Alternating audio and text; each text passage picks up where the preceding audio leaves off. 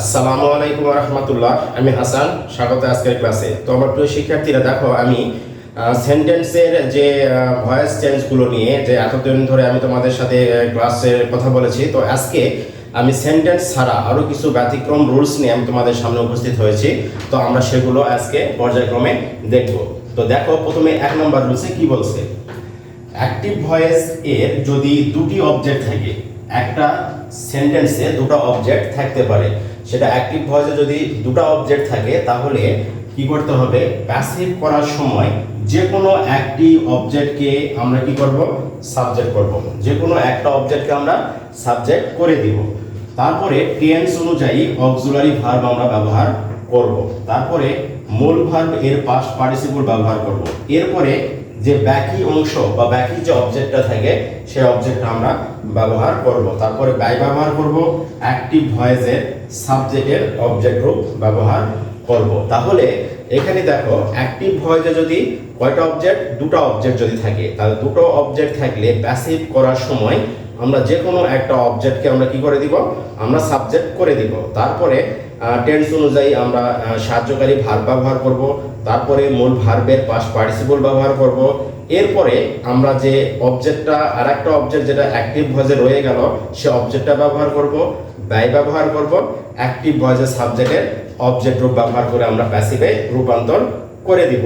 একটা উদাহরণ দেখি এখানে, আই গেভ হিম এ বুক। এখানে হিম একটা অবজেক্ট, এখানে এ বুক একটা অবজেক্ট। তাহলে অ্যাক্টিভ ভয়েস অবজেক্ট কয়টা আছে এখানে? অ্যাক্টিভ ভয়েস অবজেক্ট আছে দুটা। অ্যাক্টিভ ভয়েসে কয়টা অবজেক্ট আছে? অ্যাক্টিভ ভয়েসে দুটো অবজেক্ট আছে। তাহলে যে কোনো একটা অবজেক্টকে আমরা সাবজেক্ট করে দেব। তাহলে এখানে হিমটাকে আমরা সাবজেক্ট করে দিয়ে এখানে কি করছি, হি করছি। এবং প্রেজেন্ট এবং পাস্ট ফর্মে আছে ভার্ব। এই পাস্ট ফর্মে ভার্বটা থাকার কারণে আমরা সাবজেক্ট হির পরে এখানে ওয়াজ ব্যবহার করছি। তাহলে হি ওয়াজ গিভেন, গেভের পাস্ট পার্টিসিপল গিভেন। তারপরে এই যে অবজেক্টটা এখানে পরে রয়ে গেল, সেই অবজেক্টটা আমরা ব্যবহার করছি এ বুক, ব্যয় ব্যবহার করছি, আই এর অবজেক্ট আমরা এখানে মি ব্যবহার করছি। তাহলে I gave him a book, I gave him a book. আমি সাধারণত বলে থাকি, যদি কোনো অ্যাক্টিভ ভয়েসে দুটা অবজেক্ট থাকে তাহলে আমরা দেখব সেখানে ব্যক্তিবাচক অবজেক্ট আছে কি না। যদি ব্যক্তিবাচক অবজেক্ট থাকে তাহলে সেই ব্যক্তিবাচক অবজেক্টটাকেই সাবজেক্ট করা আমি শ্রেয় মনে করি বা ভালো মনে করি। যার কারণে এখানে আমি এই হিমটাকে ব্যক্তিবাচক অবজেক্ট, যার কারণে এই হিমটাকে আমি সাবজেক্ট করে এখানে হি করে দিছি। He was given a book by me, he was given a book by me. তাহলে অ্যাক্টিভ ভয়েসে দুটো অবজেক্ট যদি থাকে, যে কোনো একটাকে আমরা সাবজেক্ট বানিয়ে আমরা বাকি রুলসগুলো আমরা মেনটেন করে আমরা কি করে দিতে পারি, আমরা প্যাসিভে রূপান্তর করে দিতে পারি।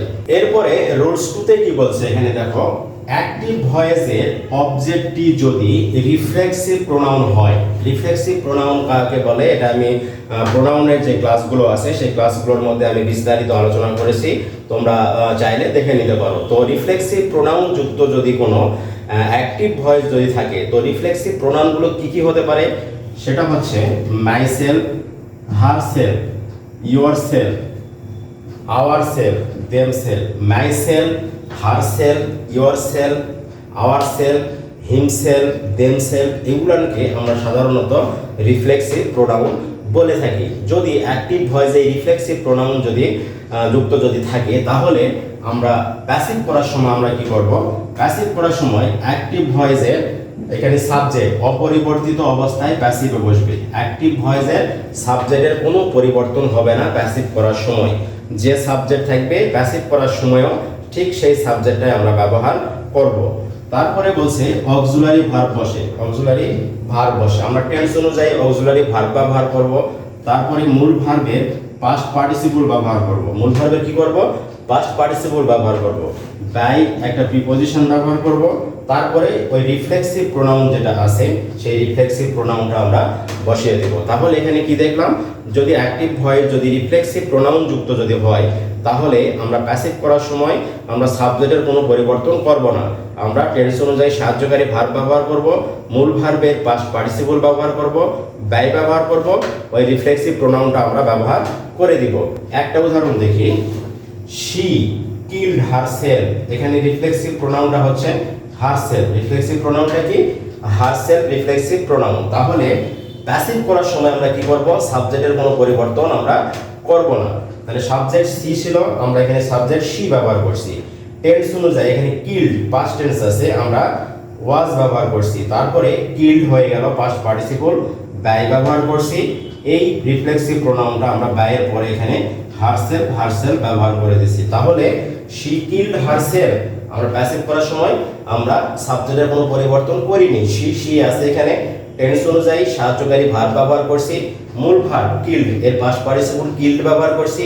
বাই প্রিপজিশন এখানে রিফ্লেক্সিভ প্রোনাউন আমরা ব্যবহার করছি। তাহলে রিফ্লেক্সিভ প্রোনাউন আমাদের ভয়েস যদি থাকে রিফ্লেক্সিভ প্রোনাউন যুক্ত, সেখানে আমাদের সাবজেক্টের কোনো পরিবর্তন না করে বাকি রুলসগুলো মেনটেন করে আমরা কি করতে পারি? প্যাসিভে রূপান্তর করে দিতে পারি। তো আমার প্রিয় শিক্ষার্থীরা, আজকের ক্লাস এই পর্যন্তই থাকবে। আমার এই ক্লাসটাকে অবশ্যই তোমরা লাইক, শেয়ার এবং কমেন্ট করবে, এবং পরবর্তী ক্লাসটি পাওয়ার জন্য তোমরা আমার যারা ফেসবুকে দেখছো তারা আমার পেজটাকে ফলো দিয়ে রাখবে, আর যারা ইউটিউবে দেখছো তারা আমার চ্যানেলটাকে অবশ্যই সাবস্ক্রাইব করবে। তোমরা ভালো থাকবে, সুস্থ থাকবে, সুন্দর থাকবে। আল্লাহ হাফেজ।